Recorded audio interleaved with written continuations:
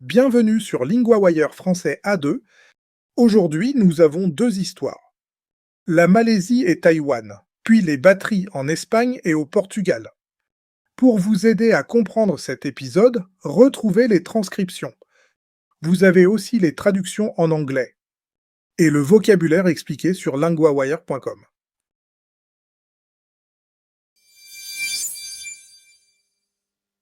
La Malaisie, Taïwan et les réactions. Nous retrouvons maintenant Théo, correspondant de LinguaWire pour Affaires internationales. Merci Louis. Oui, cette histoire a commencé avec des propos du Premier ministre malaisien Anwar Ibrahim. Et ces propos ont fait beaucoup réagir.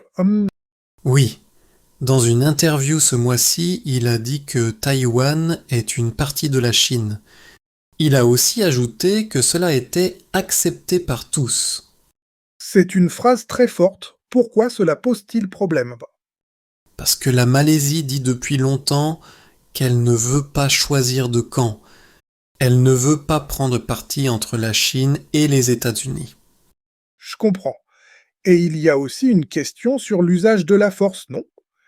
Oui, on lui a demandé s'il condamnerait la Chine si elle utilisait la force. Il a répondu avec un exemple sur la Malaisie elle-même. Il a dit que si un État malaisien voulait partir, il utiliserait la force. Il voulait protéger l'unité du pays. Cette réponse a dû choquer à Taïwan. Tout à fait. Le gouvernement taïwanais a condamné ces remarques.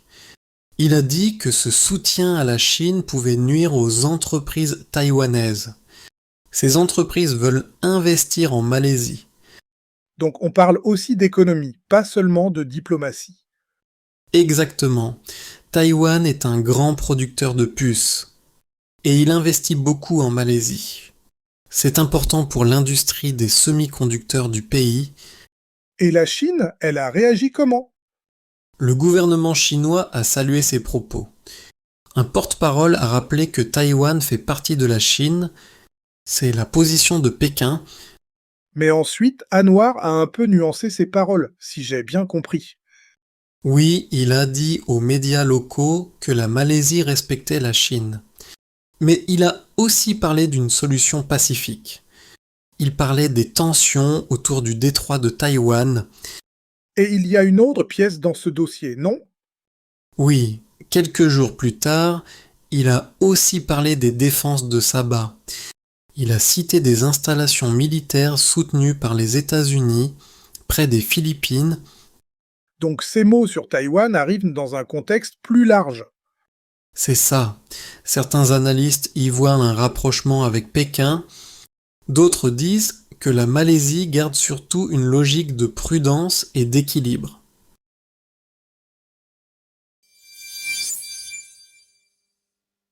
Des batteries pour éviter une nouvelle coupure de courant. Nous retrouvons maintenant Camille, correspondante de LinguaWire pour économie. Merci Louis. Oui, cette histoire parle surtout de firmes qui veulent mieux se protéger. Le grand point de départ, c'est la panne d'électricité de l'an dernier. Exactement.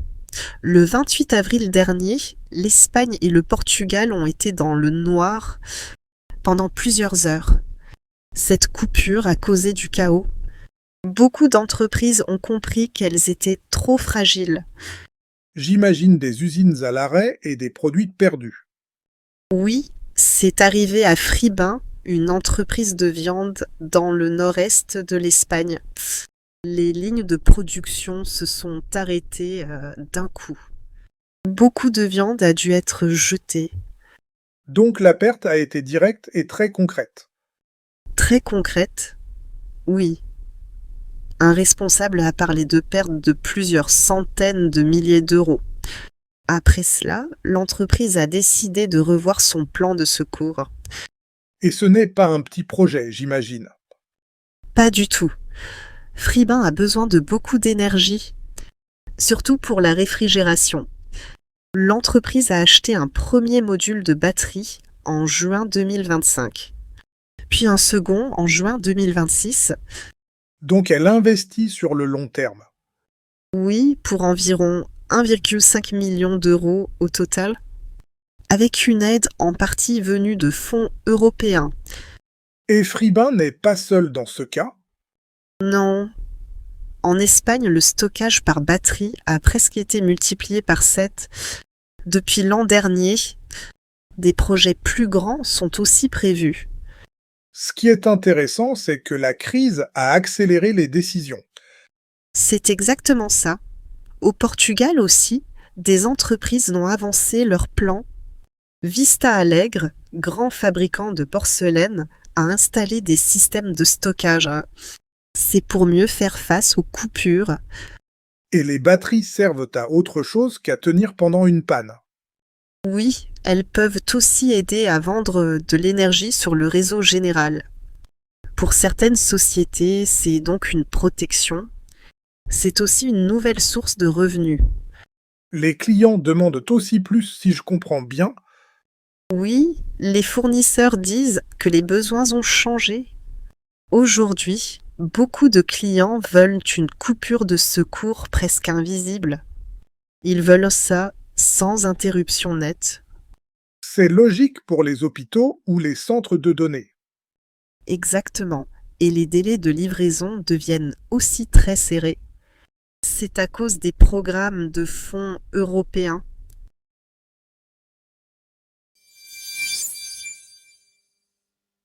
Dans la première histoire, 3 mots à retenir. Le camp, choisir, protéger. Le camp, c'est le côté qu'on soutient. Dans l'histoire, on a dit ne pas choisir de camp. Exemple. Dans ce débat, je ne veux pas choisir de camp. Choisir, c'est prendre une option. Ici, cela veut dire ne pas choisir entre deux puissances. Protéger, c'est garder quelqu'un ou quelque chose en sécurité. Dans l'histoire, on a dit que la force servait à protéger l'unité du pays. Exemple, ce casque aide à protéger la tête. Maintenant, un point de grammaire, ne pas vouloir choisir de camp. On l'utilise pour dire qu'on ne soutient pas un camp contre un autre. Exemple 1, la Malaisie ne veut pas choisir entre la Chine et les États-Unis. Exemple 2, dans cette discussion, je préfère ne pas choisir de camp. Répétez, ne pas vouloir choisir de camp.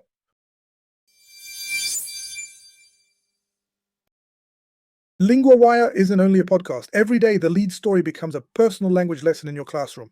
Each lesson covers reading, vocabulary, grammar, writing, and listening, all built from today's real news story. Start today on linguawire.com.